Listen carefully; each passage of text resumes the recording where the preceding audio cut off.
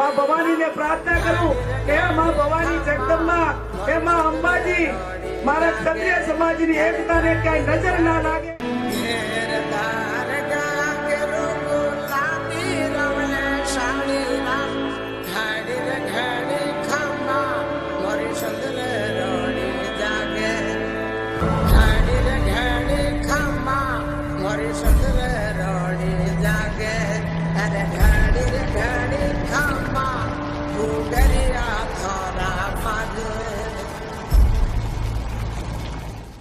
ઋણ મારા ઉપર છે